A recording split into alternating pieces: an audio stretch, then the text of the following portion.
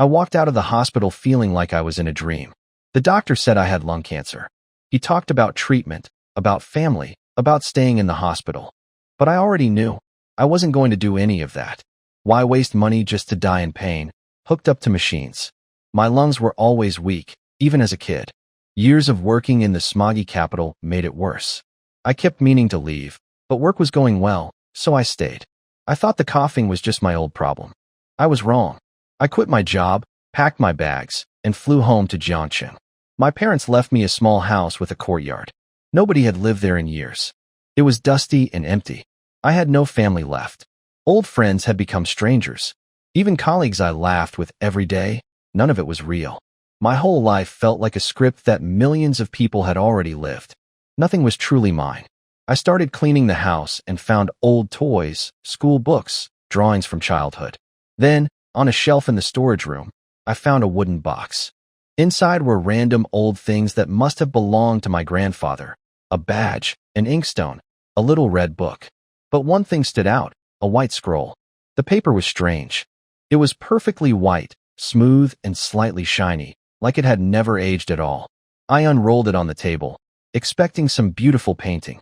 But it was almost blank, just a tiny black dot. I leaned closer. It was a little grasshopper. I laughed. Such a big scroll for one tiny bug. But then, on impulse, I touched it. My hand went through the paper, like there was a space behind it. I pulled back, and a real, living grasshopper came out with my hand. I screamed and jumped back. The grasshopper hopped across my floor. I looked at the scroll. The painted one was gone. I read a lot of fantasy novels, so my first thought was, is this a magic space? Like something from a story? Even though I was dying, I didn't feel hopeless. Life still had to go on, and I wanted my last days to mean something. Finding this felt like a gift. I spent the next few days experimenting.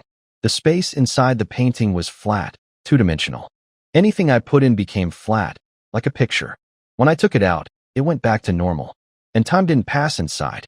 Things stayed exactly the same no matter how long they were in there. But living things were a problem. When I tried putting a chicken inside, it was torn apart and disappeared. The entrance couldn't handle strong life forms. Small creatures like ants, though, they went in fine. They just appeared on the scroll, perfectly still, frozen. I kept thinking about why time didn't exist in that flat world. If it did, the space would be a real world, not just storage. Even in 2 dimensions, time should still be there. I decided to look at the problem from a different angle. I started thinking about why time didn't exist inside the painting. I used a simple idea. The universe is built on 3 things: time, space, and mass. They depend on each other. Mass creates space, and space allows time to flow. Without mass, there's no space. Without space, there's no time. That's why the painting's world was frozen. There was nothing inside it. Then a wild thought hit me. What if I could fill the painting with enough mass, like soil or other materials, to create a real world inside? A world with time, with space, maybe even with life? My heart was racing. But first, I wanted to see what was already in there. My camera arrived that day, so I connected it to my computer and pushed it into the painting. The screen went black at first, no light, no signal. I expected that. But when I turned on the camera's light, something appeared. The image was bizarre.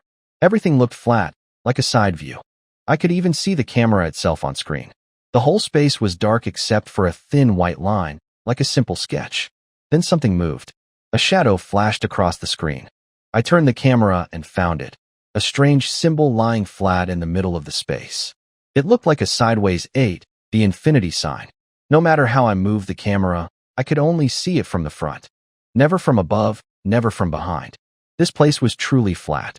When I pulled the camera out, it slowly rebuilt itself back into a normal 3-dimensional shape, just like everything else that came out of the painting. I stared at that symbol for a while. Then I made a decision. I was going to reach in and grab it. It took real courage. I'd never put my hand inside before. What if I couldn't pull it back?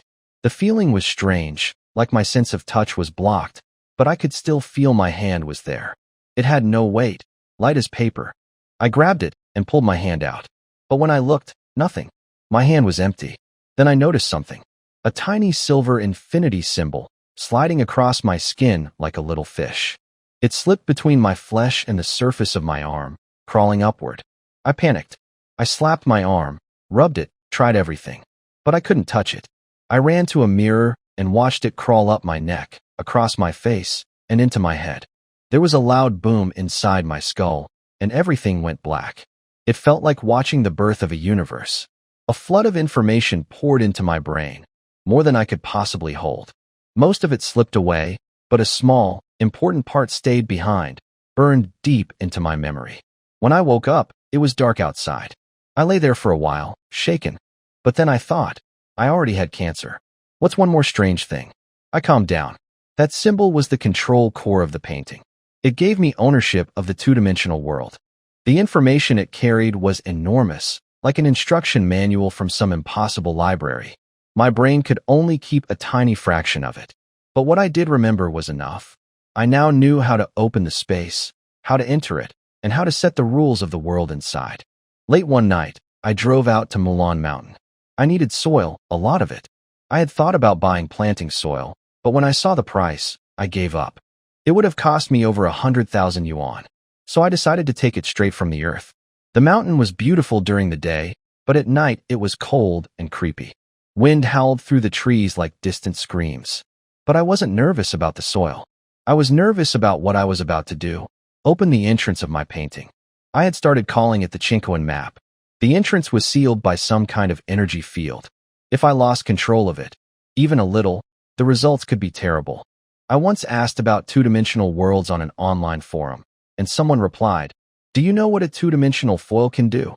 The idea that this thing in my hands could destroy a solar system made me swallow hard. I took a deep breath, focused, and activated the silver symbol in my mind. A black vortex appeared on the painting. Powerful suction spread out for kilometers, pulling in soil, water, air, everything. The wind was so fierce I could barely breathe or keep my eyes open. When it finally stopped, a whole hillside had been stripped down to bare rock. The lake nearby was almost empty. I rolled up the painting and got out of there fast. The next day, the news blamed it on illegal soil thieves. Experts gave their opinions. Nobody suspected me. Back home, I hung the Chinkoan map on my bedroom shelf. It wasn't blank anymore. It showed a small island surrounded by a gentle sea, the lake water I'd pulled in. The fish from the lake were gone, though. The space still couldn't support larger living things. I spent an entire night stabilizing the boundaries of this tiny world, balancing the land and water. The silver energy in my mind dimmed. Whatever power the symbol held, I was using it up. I still didn't understand what that energy really was. Then I noticed something moving on the painting. Ants. They were alive and walking around, like characters in a side-scrolling game. I jumped up with excitement. My theory was right. Mass creates space, and space creates time. The world inside was alive. But the excitement didn't last. Without sunlight, warmth, or air, the ants began dying. In what felt like moments, every insect was dead. I sat there frowning. The world needed a sun. But how? I couldn't just grab one. Then it hit me. This was my world. I could draw one. I picked up a red brush and painted a sun in the sky of the painting. A third of the silver energy drained from my mind instantly. But the sun began to move, following the path I set, circling the sky and shining down on the land. Then I painted a blue moon, creating day and night. With the basics in place, my mind started racing with bigger ideas. If this world's rules could be adjusted, then time could be controlled too. Time is just movement, atoms moving, things growing and aging. If I sped up the movement of matter inside the painting, time inside would move faster. One day out here could become years in there. I spent over 2 weeks researching and planning. I filled a notebook with ideas, crossing some out, checking others off. Finally, I sat in front of the painting, closed my eyes, and connected with the silver symbol. All the data of my little world flowed into my mind: gravity, temperature, seasons, the length of a day. I sent my thoughts back in, adjusting everything, shaping the world I had imagined. The silver energy drained steadily as I worked. When I was nearly out of energy, I stopped and locked the settings. I had set time inside the painting to move 10,000 times faster than the outside. One day out here equaled 27 years in there. 1 hour was more than a year. I opened my eyes and watched. The world inside the painting had come to life. Seeds sprouted, plants grew, and within an hour, the entire island turned green. The world inside my painting now had everything: sun, moon, seasons, plants, oxygen. But no animals. So I went out into the yard with a small bottle to catch ants. While I was crouching there, someone called my name from the gate. A girl on a motorcycle, wearing a dark red helmet. I didn't recognize her at all. She took off her helmet and said, "It's me, Xia Fan." I felt embarrassed.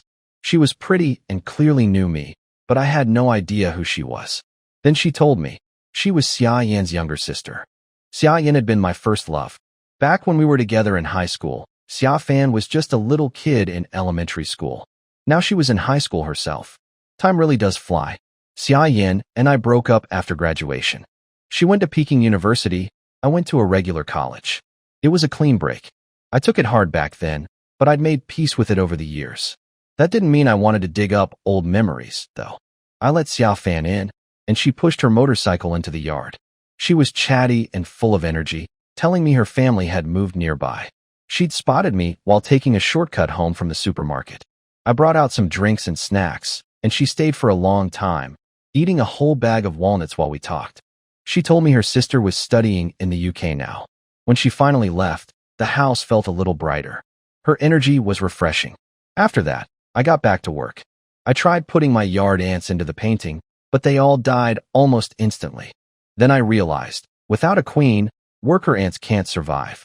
And with time moving so fast inside, they were dead in seconds. I needed a real colony. I went online, found some ant-keeping forums, and arranged to buy a proper ant farm. A couple days later, the package arrived, a container with tunnels, worker ants, and a big queen at the bottom. I opened it and placed the queen into the painting. Inside, the world was beautiful now, colorful flowers, trees, green hills. Everything looked a bit smaller than normal, maybe because of the gravity in there. I buried the ant farm in the soil of a small hill and started watching. With time sped up, things moved fast. The colony grew quickly, spreading across the whole hill. The sun and moon flickered back and forth like a time-lapse video. In less than 2 hours of my time, several years had passed inside. The ants had built a complex society. Every ant had a role, and none could survive alone. By the end of my first day of watching, the original queen died, and a new one took over. But now the colony had split into two groups. One dug deep underground. The other built nests on the mountaintop and grew wings. I named them the earth ants and the sky ants. By the fourth day, the two groups looked completely different. The sky ants ruled the air and had changed so much I could barely tell they were once the same species. They looked like bees now. The earth ants turned golden and burrowed deeper and deeper. Both groups kept splitting. New types of colonies spread across the entire island. By the sixth day, some ants moved toward the sea. Their bodies changed to let them live in water. The whole world inside the painting was bursting with life, all from one small ant colony. It was incredible to watch. Xia Fan dragged me out one evening to have dinner and sing karaoke with her friends. I felt awkward at first. I was older than most of them. But the group was a mix of high schoolers, college students, and some adults, all paired up and having fun. I was surprised how wild and carefree they all were. Xia Fan's singing was so loud and off-key, I didn't know what to do with myself. By the end of the night, she was drunk and unsteady. I walked her down the street, feeling the stares of people around us. I wanted to shout that I wasn't doing anything wrong. Even the taxi driver gave me a suspicious look. When we got close to home, I tried to wake her up. She refused to go to her own house, said her parents would be furious. She told me she usually stayed at the school dorm, so they wouldn't notice. Then she looked at me with sleepy eyes and teased, "You're not having strange thoughts about your first love's little sister, are you?" I pulled her cheeks. "You're still just a kid." I set up a clean room for her, and we slept in separate rooms. The next morning, she got dressed, washed up, smiled brightly at me, said thanks, and left for school. I stood at the gate watching her go, frozen for a long time. Then I went back to my study and unrolled the painting. Inside, I saw winter, heavy snow, frozen seas, and strange creatures moving under the ice. My little ant colony had become a whole world of insects. Different species filled the sky, the forests, underground, and the oceans. Everywhere I looked, life was thriving. The queen ants were incredible. They could release special chemicals to change the genes of their offspring, deciding what kind of ants to produce. They were like gods to their colonies. But as the population grew and resources stayed limited, wars broke out constantly. Colonies fought each other. Queens were dragged out and killed. Then I noticed something new. On a hill inside the painting, insects were pouring out of a strange nest, flying once, swimming once, digging once. But these creatures weren't born from a queen. The nest itself was producing them. Something had changed. This swarm seemed to be evolving, gaining intelligence, controlling its own direction. I searched online and found a familiar image, the Zerg from StarCraft. That's exactly what they looked like. I activated the silver symbols in my mind and sent my consciousness into the painting.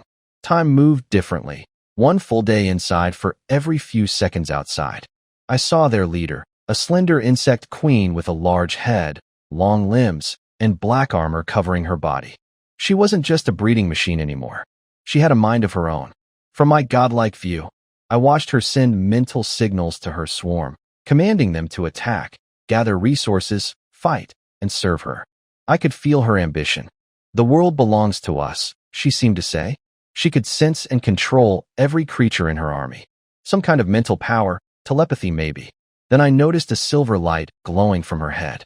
Her consciousness was connecting to some hidden, mysterious space. I reached toward it, and suddenly my own mind was pulled in. I was compressed into a thin line, drifting through endless streams of information, entering a world of blinding light. I felt like I was being absorbed, melting into the silver glow. I fought with everything I had to break free. After what felt like crossing an impossible distance, I snapped back into my body. I was completely drained and fell into a deep sleep. I slept for a full day and night. When I woke up, something felt different. Everything around me seemed sharper, clearer. I reached for a cup to pour some water, and it fell to the floor before I even touched it. I glanced at the Chinquan map. Inside, the battles had gotten even fiercer. The appearance of the intelligent insect queen had pushed every other swarm to evolve too. New, strange species were appearing everywhere. My stomach was screaming, so I went out to eat. I sat down at a restaurant across from Carrefour. A waitress came to take my order, and that's when something strange happened. I heard her voice clearly, but her lips didn't move. She was thinking that I looked handsome but probably wasn't rich, and that she was tired. I stared at her in shock. Then another waitress brought my food. Again, I heard thoughts that weren't spoken. She was wondering if she should accept a boy's invitation to a late-night movie. Without thinking, I blurted out, "Don't go." When a guy asks you to a movie that late, he usually has other ideas. She froze and stared at me. Did I say that out loud? She whispered, then rushed away, confused. I sat there grinning. I could read minds. It had to be from what happened inside the painting, when my consciousness touched that strange dimension and absorbed some kind of energy. The insect queen could control her swarm with thoughts. I had gained something similar, just at a beginner level. I could only sense people within about 2 meters. Walking home through the evening crowd, I was hit by a flood of voices. Worries about reports, children, bosses, money. It was overwhelming. My head felt like it was going to burst. I escaped to a quiet path, and the noise finally faded. Back home, my excitement kept building. If I had gained mental powers from that energy, maybe I could use them on my own body. Maybe I could change myself the way the insect queen changed her offspring. Maybe I could cure my cancer. Maybe it's really possible, I said out loud. Even though I'd accepted my illness, the chance to actually live was something I couldn't ignore. Over the next few days, I studied the world inside the painting more carefully and started piecing things together. The Chinquan map was an entrance to lower-dimensional spaces. My painted world started as 2-dimensional, but after I added mass, rules, and ideas from our 3-dimensional world, it began evolving. It was now somewhere between 2 and 3 dimensions, not fully either. When my consciousness had been pulled in before, I had traveled through a passage. That long, narrow tunnel must have been 1-dimensional space, just a line. And the blinding world of light at the end, where I almost dissolved, that was 0-dimensional. A single, infinitely compressed point where nothing physical could exist. Only pure consciousness, pure essence. I called this fundamental power source essence. Both I and the insect queen had touched this 0-dimensional world through the painting's dimensional passage and absorbed some of that power. It strengthened our minds and gave us something like spiritual energy. I started imitating the queen, using my authority over the Chinkoan map to send my consciousness into the zero-dimensional world and absorb more source essence. It was hard. I couldn't stay there long before I had to pull back. But through meditation and practice, I slowly got better at holding my consciousness together in that space. I began reading everything I could find, foreign meditation texts, Taoist classics, searching for any wisdom that might help me go deeper. I signed up for yoga classes. Not for the exercise. I needed to learn meditation to better sense and control my body. After asking around, I found a studio that seemed right and bought a premium private lesson package. My instructor was Kai Jiejia, 25 years old, with long hair tied neatly behind her head. She looked graceful and classical. I was only planning to learn meditation, but meeting such a charming teacher was a nice bonus. As my mental strength had been growing, I could already feel the flow of my blood and sense different parts of my body during meditation. Yoga helped me go deeper. Moving while meditating made it easier to notice what was happening inside me. That was exactly what I was after, a kind of inner observation. Of course, my mind-reading ability came along for the ride. I could sense Kai Jiejia's thoughts without trying. She had just broken up with her boyfriend. She smiled on the outside, but her mind was scattered and sad. After the session, I asked if something was bothering her. She was surprised I noticed. I suggested she go out and relax instead of keeping everything bottled up. Then I invited her to dinner, a quiet organic restaurant I knew, with good vegetarian food and a calm atmosphere. She hesitated at first, but agreed. Dinner went well, really well. I knew exactly what topics would make her laugh, what would put her at ease. My ability let me understand her in a way most people couldn't. We talked for hours. She opened up completely, sharing things she said she'd never told anyone. By the time we left, we were laughing and walking close together like old friends. She invited me up to her apartment. I was surprised. Things were moving faster than I expected. But I could tell she was lonely after her breakup and needed warmth. I didn't want to miss the moment. Her place was beautiful, spacious, elegant, every piece of furniture carefully chosen. You could tell she cared about the details of life. After I left, I felt a little uneasy. Using my ability to read her thoughts and say exactly the right things, it felt like cheating on a test. It worked almost too well. In the car, I checked my phone. A message from Jiejia. I really enjoy being with you. I shrugged. If she was happy, I was happy. No need to overthink it.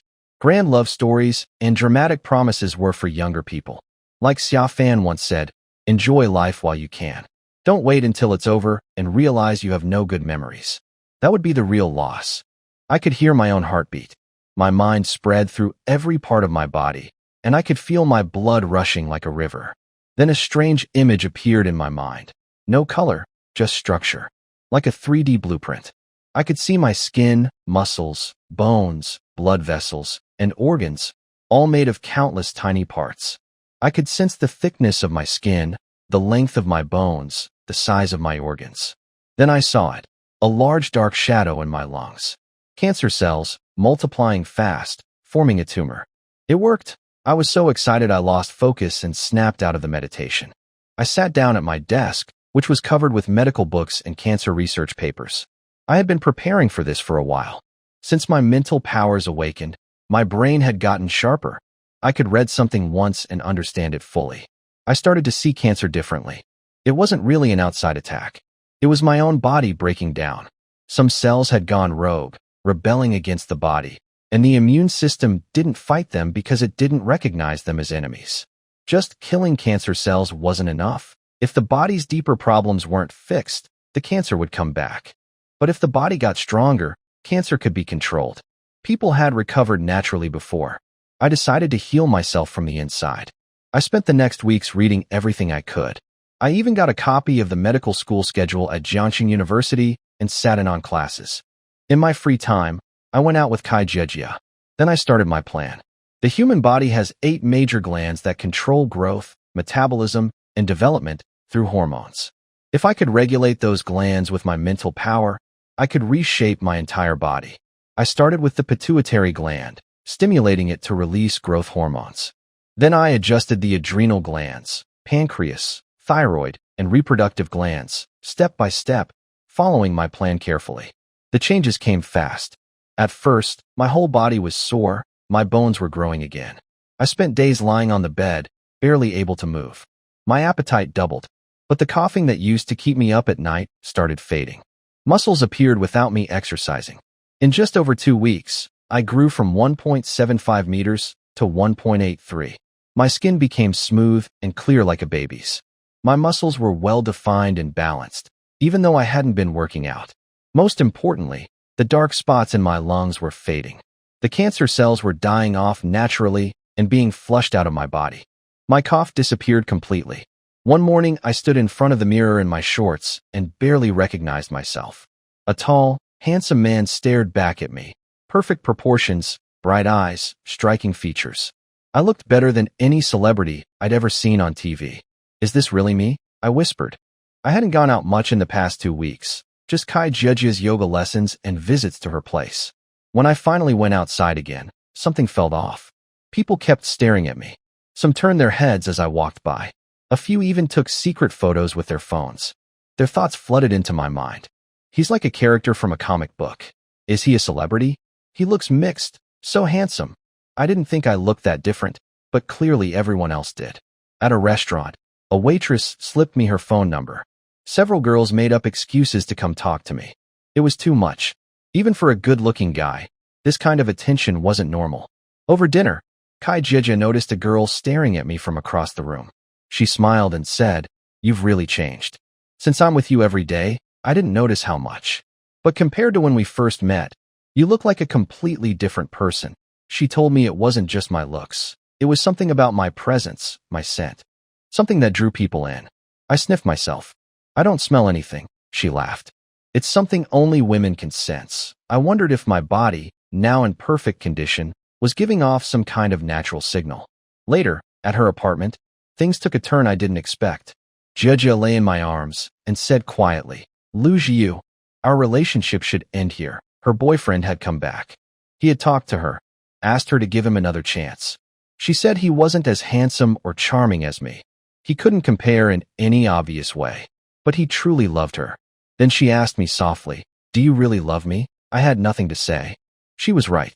I cared about her, but I couldn't honestly say it was love. I got dressed, kissed her forehead, and wished her happiness. She looked at me with sad eyes, but her mind was already made up. Driving home, I felt a little empty. I knew I'd been selfish, using my ability to read her mind, saying all the right things. But at least it ended peacefully. My cancer was cured. I had a healthy body. I decided it was time to stop drifting through life and start doing things I truly cared about. It was past midnight when I got home. I walked to my door and saw someone crouching there in the dark. "Who's there?" I got closer. It was Xia Fan, sitting on the ground with her head buried in her arms. I touched her shoulder gently. She looked up with red, tearful eyes and croaked, "Lu Jiu, where have you been? Why weren't you home?" I brought her inside. After a hot shower, she came out wrapped in a towel, hair still dripping, and sat on the sofa without saying a word. I grabbed a dry towel and started drying her hair. Then she finally broke down. "I just broke up with someone." "Oh," I said. She glared at me. "Can't you show a little sympathy? I just went through a breakup. At least try to comfort me." Then she stopped mid-sentence, staring at my face. "Who are you? Who else?" "I'm Lu Jiu." She shook her head. "No way. The Lu Jiu I know is never this handsome. Tell me the truth. Are you some kind of magical creature?" I handed her the hairdryer. "Dry your hair. Go to bed."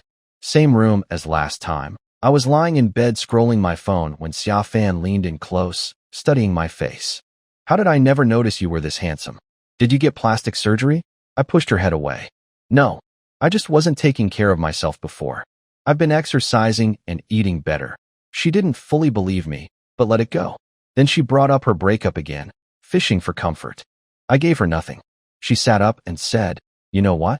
If you want, I could give you a chance to be my boyfriend." She was sitting there wrapped in just a towel, and I suddenly realized this conversation was heading somewhere dangerous.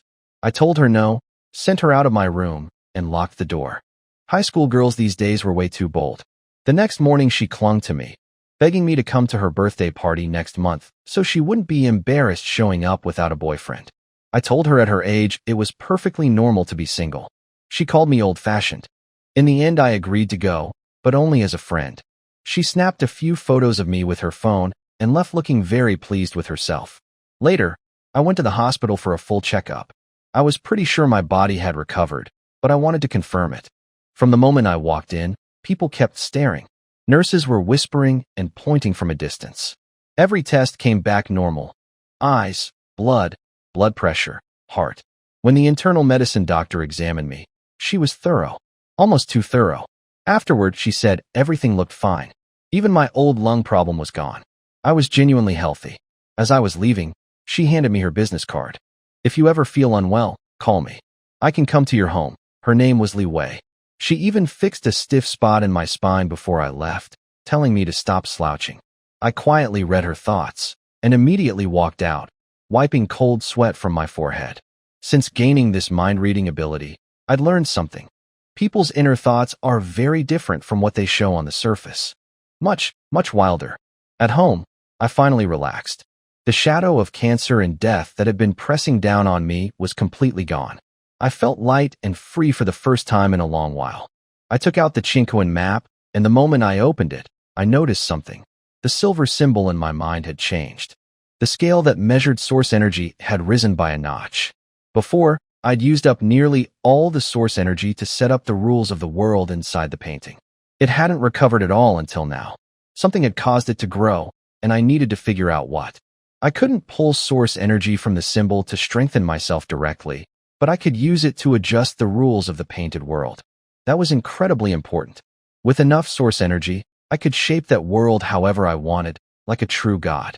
When I entered the painting space, I found the original queen insect, the very first one, was dead. The other queens had attacked and killed her. It was a brutal end. But the moment she died, the source energy scale in my mind jumped up sharply. I started paying closer attention. It wasn't just the queen's death. Every time any creature died inside the painting, the scale moved, just by a tiny amount.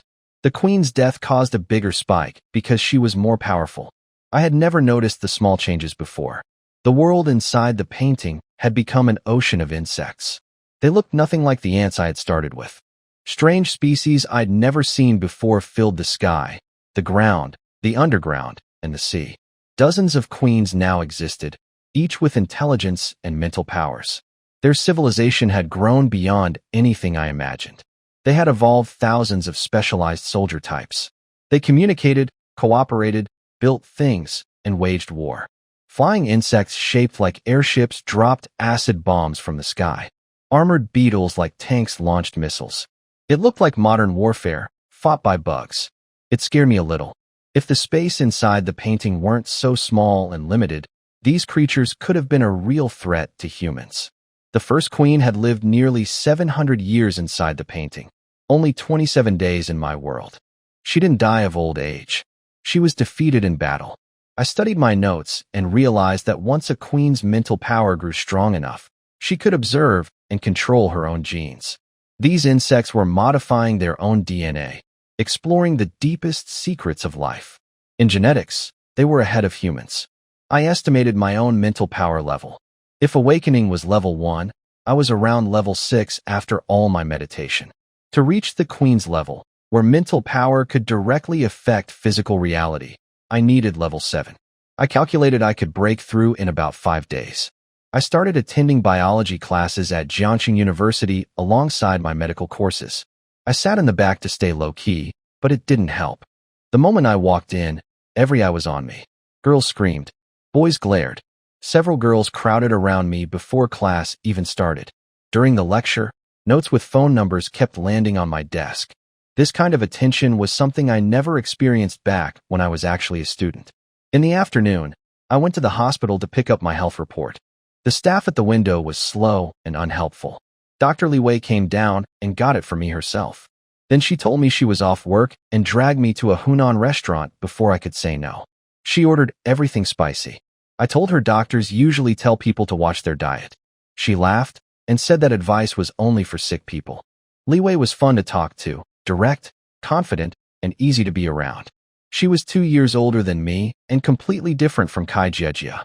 Jejia was gentle and shy. Li Wei was bold and fiery. With Jejia, I had made the first move. With Li Wei, she was clearly the one chasing me. I enjoyed the difference. We drank beer, talked, and laughed. By the end of the night, I was helping her walk out of the restaurant. She told me not to take her home. Just book a hotel room nearby. I didn't leave that night. The next morning, we walked out of the hotel hand in hand. Something broke through inside my mind. It wasn't just inner vision anymore. My mental power reached out into the real world. I could sense everything around me without using my eyes. The world appeared as points, lines, and data: air humidity, room size, the density of my bed's material. Information flooded in so fast my head nearly burst.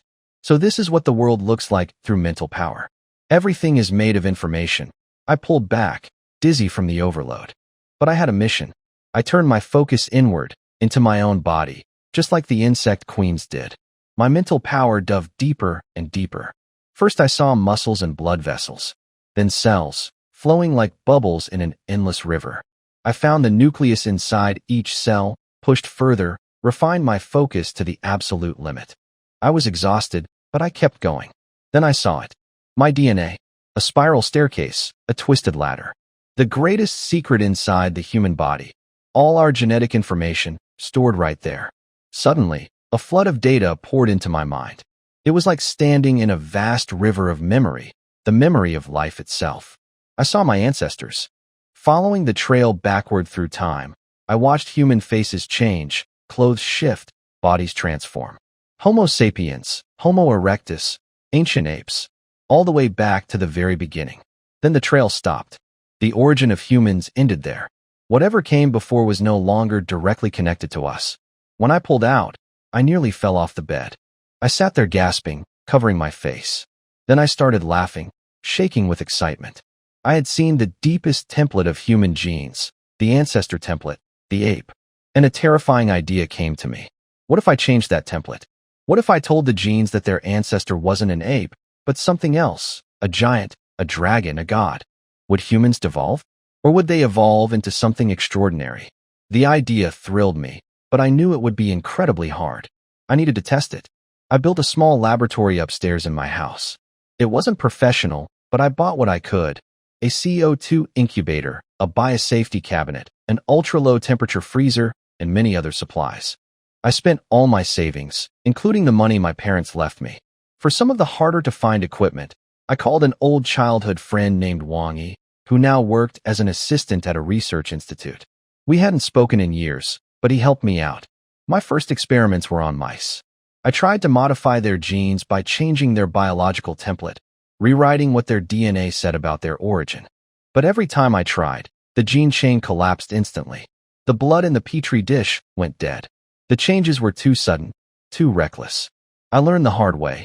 The template had to make sense. Random changes caused everything to fall apart. So I tried a different approach. I imprinted a human gene template into mouse genes, creating a hybrid. After several attempts, I produced what I called a mouse-human gene. I copied it using PCR and made an early version of a serum. I called it mouse-human serum. Full of excitement, I injected it into a mouse's bone marrow. The mouse exploded. I sat there staring at the mess, feeling completely defeated. For a long time I couldn't move. Then I had another idea. Maybe I couldn't transform a living creature directly. Maybe I needed to start from scratch, from an embryo. Like cloning a sheep. Grow a new life from the very beginning. And while I sat there thinking, something even bigger was happening inside the painting. I had been so busy with my experiments that I hadn't checked the painting in days. When I finally looked, everything was dead. 2 days earlier, one queen insect had developed bioenergy, created a new kind of nest, and launched an unstoppable war. She controlled all the other queens and unified the entire space. Then she went too far. Her army consumed every resource. The ocean dried up and turned toxic. The land became desert. The insects turned on each other and died in waves. I watched helplessly as the entire civilization collapsed. Every queen, every insect, gone. The painting became a graveyard. I wanted to scream, but something strange was happening. As the insects died, the silver symbol in my mind kept growing. It broke through its limit and changed shape, from a sideways 8 into a silver hourglass. Another flood of information poured into my brain. I gained new abilities. I could now create and open dimensional portals from the outside world. But then I noticed something. The queen who had destroyed everything, she was gone. Not dead. Gone. She had escaped. During the moment my powers upgraded and the dimensional portal became unstable, she slipped out of the painting's two-dimensional space. I had no idea where she went, a lower dimension, a higher one, or maybe even my own world. She wrecked my entire world and just left. I wanted to cry, but there was nothing I could do. Looking back, it was inevitable. The insect race devours everything to grow. In such a tiny space, they were always going to destroy themselves. The death of all those creatures left me with about 1,300 points of source essence, enough to try building something bigger and better. My original world had only cost 100 points. With this much, I could create a larger, more stable space. Maybe even one that could support real civilizations. Then a thought made me uneasy. If I could trace my ancestors through my genes, the queen insects could probably do the same. They might already know they weren't born in that world, that their ancestors were just ordinary ants from another universe. And that escaped queen. Something told me she had been planning her escape for a long time. Somewhere out there, in some unknown dimension, I imagine her sending out waves of consciousness, searching for the God who created her world. Searching for me. I tried not to think about it. Life went on. Li Wei and I had settled into a comfortable routine. Dinners, movies, dates. Whenever I picked her up at the hospital, I had to wait outside because the nurses and female doctors kept trying to flirt with me. Li Wei was not happy about that. Don't go inside anymore, she told me firmly. Just call me and wait outside. She was jealous and didn't hide it. As my man, you stay faithful. I'd recently figured out why women reacted to me so strongly. It wasn't just my looks. My body, now at its human peak, was releasing some kind of hormone scent that had a powerful effect on women. I couldn't really stop it without ruining the physical condition I'd worked so hard to build. And honestly, most men would have killed for this problem. One night, I brought Li Wei to my house for the first time. She liked it, a standalone house in a good location. She joked that I must have been a troublemaker for the developers not to have torn it down. Later that evening, she asked me about my plans for the future. I told her I wanted to open a pet store. She looked surprised, but I had my reasons. I spent a long time planning what to build next inside the Chinquan map. I had 1,368 points of source essence, so I wanted to think big this time. Set up a proper framework instead of making small adjustments later. I considered all kinds of ideas, a universe, parallel worlds, timelines, game worlds. But they were either too hard to build or didn't fit what I wanted. In the end, I chose a crystal wall world made up of infinite planes, with an ether sea outside them. I thought about making a fantasy or martial arts world, but those systems were too complicated and hard to control. I joked to myself that I didn't want some overpowered character breaking through dimensions to come find me. What I really wanted was a low-magic world with some technology, a place where civilization could grow steadily, where everyone could evolve and improve. That kind of world would generate source essence more efficiently. My gains so far had come from just a few ants. Imagine what a real civilization could produce. I filled an entire notebook with plans and settings. Then I opened the Chinquan map. Inside, everything was dead desert. I closed my eyes, connected to the silver hourglass, and began reshaping the space. The old world shrank into darkness, collapsing into a tiny black push to the corner. A new crystal wall structure formed in its place. When I opened my eyes, the framework was working, but 903 points of source essence were gone. I only had 438 left, and this was just the skeleton. No land, no life, nothing real yet. Source essence was precious, and that loss worried me. I stabilized a bubble of space at the center of the map. To fill it with actual matter, I needed energy, a lot of it. So I went up to my roof, where I had spent days drawing a complex symbol. It looked like the blueprints of a massive building. This was the dimensional gate, a way to absorb energy from outside and channel it into the painting's world. I injected my mental power into the symbol. The ground trembled beneath me. Then a massive black hole opened, stretching from the ground toward the sky. And the world went dark. Not just my neighborhood. The entire planet. The sun's light disappeared. Traffic went crazy. People screamed in the streets. Phone signals dropped. The internet went down. Lights dimmed everywhere. At space agencies around the world, scientists scrambled to understand what was happening. NASA's data showed the sun's energy was being swallowed by an unknown force. They said whoever could do this wasn't human. They'd have to be a god. Some guest aliens. I stood on my roof, sweating, and slammed the dimensional gate shut. I had opened it too wide. The gate was absorbing photons from space, and I had accidentally blocked the sun's light from reaching Earth. For over 10 minutes, the whole world was in darkness. Luckily, I had aimed the gate outward into space. If I had pointed it at the ground, I might have swallowed the entire planet. The sky slowly brightened again. I wiped the cold sweat off my face and took a deep breath. I wondered how far the disturbance had spread and whether anyone was watching. The space inside my Chincoan map had expanded like a balloon, so vast I could barely see the edges. It felt like a real world. Powerful energy flowed through it, ready to be shaped. I set the rules again, just like before. Land appeared. Sky, ocean, sun, moon, and stars. Gravity, air, clouds, wind. Everything came into existence one by one. I scattered the plant seeds I'd prepared, and with time sped up, green spread across the entire land. This world was different from my old one. It was stable and strong enough to accept powerful life forms, not just insects. Even humans could enter. But I wasn't going to rush. I had no proof it could truly support complex life yet. Just because I could use the Chincoan map to reshape reality didn't mean I understood or controlled all that power. I was like a 3-year-old with his hand on a nuclear button. I could cause destruction, but that didn't make me powerful. I needed to be careful. I noticed that time acceleration had slowed down. It started at 10,000 times, then dropped to 9,000 and kept falling. The more complete the world's rules became, the harder it was to speed up time. A more perfect world demanded more energy to bend its flow. After setting all the rules, my source essence dropped to just 108 points. I didn't try to force time back up to its old speed. That would drain what little I had left. I looked at the crystal wall system inside the map. Mostly empty. 2 bubbles floated in it. One small, the old ruined insect world, and one large, the new space I'd just created. I named it the Maria world, a world created by the goddess of light. I pulled out my notebook and started planning the next step, building a complete ecosystem. A world where real life could thrive. Not deformed insect civilizations, but diverse, balanced life forms living freely. Meanwhile, the news was going crazy about yesterday's blackout. Li Wei showed me her phone while we sat in a pet store lobby.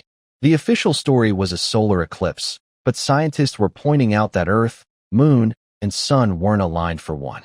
The darkness had hit every corner of the planet. Strange noises had been reported. People online were guessing everything from alien invasion to divine punishment. I smiled awkwardly and said nothing.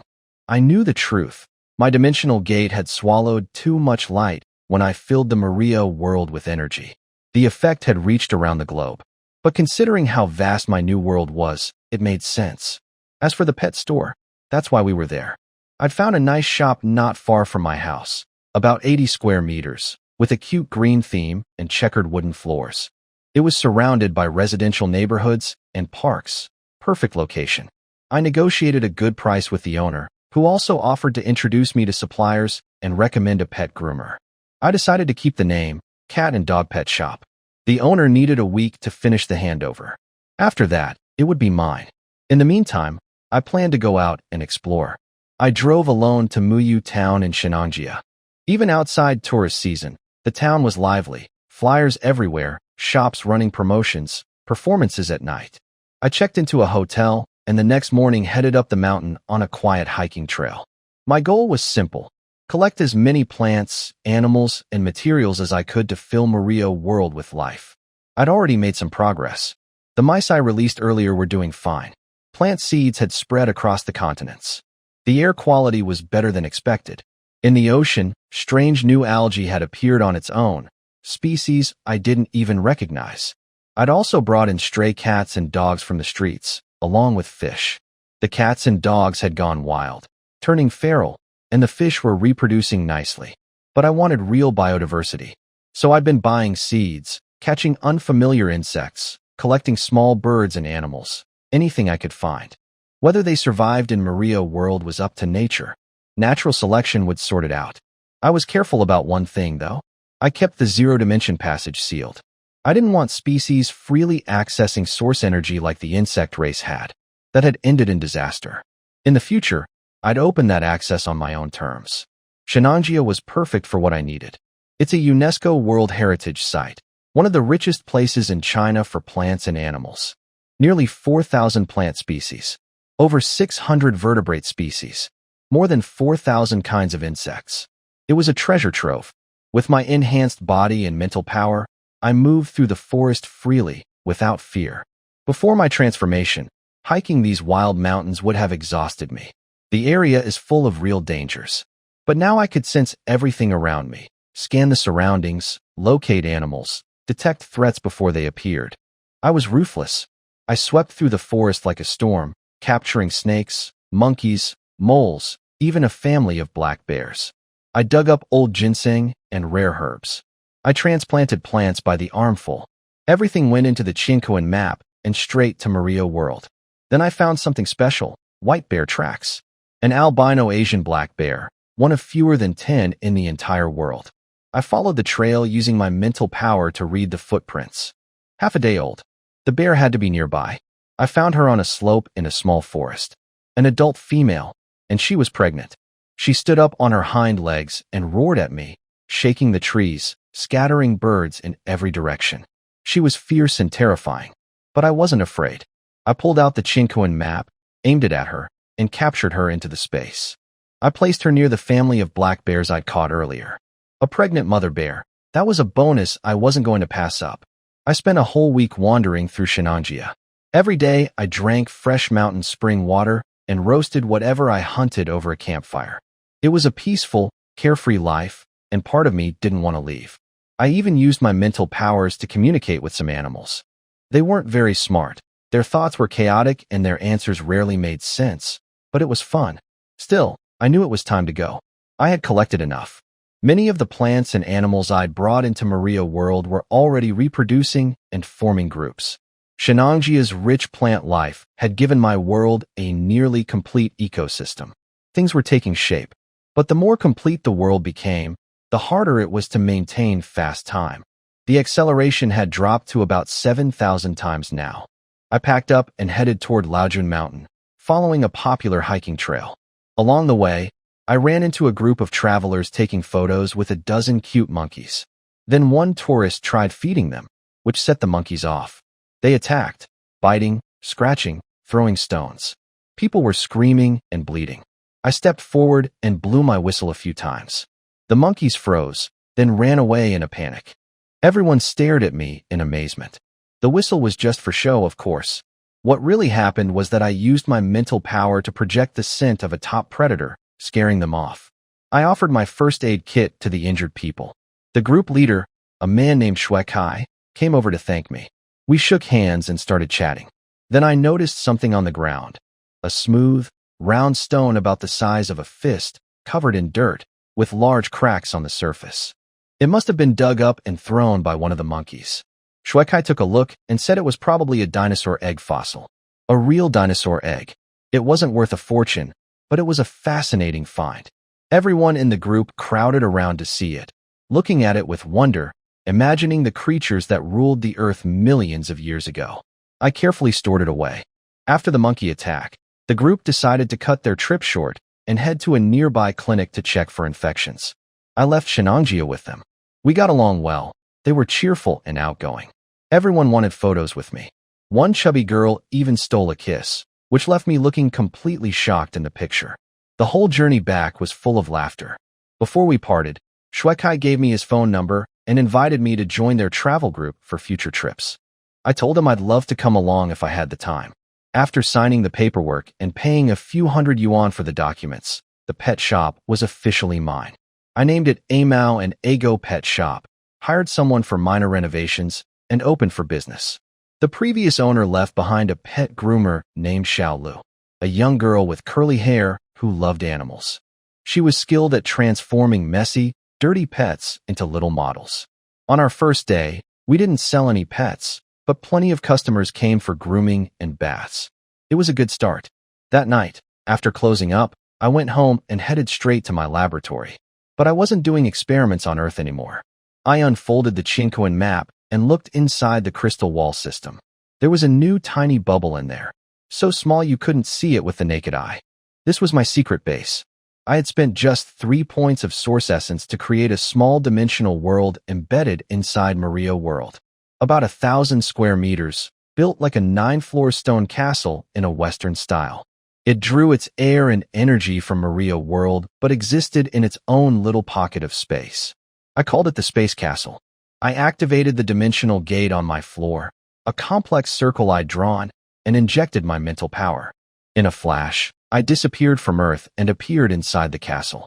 It was my first time physically standing inside the Chinquan map space. The world I'd created wasn't an illusion. It was real. I could touch the walls, see light refracting through the glass ceiling, feel the floor under my feet. The castle was enormous. 5 floors above ground, for underground. A conference hall, library, dining room, swimming pool, lounge, bedrooms, a laboratory, even a prison.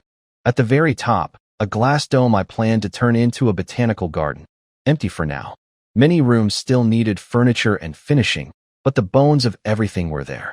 Power came from a diesel generator for now, barely enough. But I had bigger plans. Deep inside the ruins of the old insect world, the Queen had left behind a biological core energy device, something that could devour any material and convert it into nuclear energy. It was dangerous and needed more development, but the potential was incredible. From the glass dome at the top, I could see the blurry protective layers surrounding my castle, the plain wall. Beyond it lay the ether sea, pure emptiness where nothing could survive. I went back to my bedroom, hung the Chinquan map on the wall, and decided to keep it here from now on. This was the safest place for it. I could access the map from anywhere through my dimensional gate. Then I adjusted the view and looked into Maria World. A green continent filled the screen. I zoomed into a valley and saw them. Small humanoid creatures, about 1.3 meters tall, covered in short white fur, with long beards and small eyes. They walked upright on limbs that had evolved to look almost human. The mouse people, my creation. I had taken mouse genes, combined them with a human template, and synthesized artificial embryos. I placed those embryos inside a dog's womb to develop. And it worked. They were alive. They were intelligent. They had formed groups and entered a primitive society. They used tools, made fire, wore animal fur. The first signs of civilization were appearing. I watched these little creatures through the Chinquan map, my eyes wide. I had created intelligent life. Actually done it. I can really do this, I whispered. It felt like touching something divine. In the space castle's underground second floor, Lu Jiu stood before a large structure resembling a beehive. Since starting his plan, he felt short of manpower. He immediately took out a tiny insect nest from the space and placed it on the second underground floor. Because Lu Jiu was not an ant queen and lacked the mental abilities to control an entire ant colony, he couldn't become the supreme genetic controller of the swarm. Lu Jiu's special talent is information transmission, meaning he can send large amounts of information through his mental power. Not everyone can do this. Every person who enters the zero-dimensional alternate space awakens a mental gift. Lu Jiu only understood this after observing the insect queen. His gift is different from the insect queen's. Ordinary insect species, if their consciousness has not entered the zero-dimensional space and they only awaken their source energy, see mental power as a special feeling. They cannot use it to transmit, sense, or modify genetic information like Lu Jiu can. Only beings who have reached the zero-dimensional space, like Lu Jiu and the insect queen, can do this. The mental abilities of the insect queen and Lu Jiu are quite different. Lu Jiu calls the insect queen's ability insect clan control, while his own is information transmission. Although Lu Jiu cannot control the insect clan on a large scale like the queen, he can still create and control some insects through the hive. The insect clan is most dangerous with the insect queen. Without her, ordinary insects pose little threat to Lu Jiu because they are not very intelligent. They only follow the responsibilities given to them at birth until they die. That is the insect clan. As long as Lu Jiu controls the hive and modifies the pheromones during production, he can create the soldiers he wants and give them commands. However, he is not like the insect queen and cannot produce large armies. He can only make a few insect servants. He also doesn't think highly of these insects because they are too simple-minded.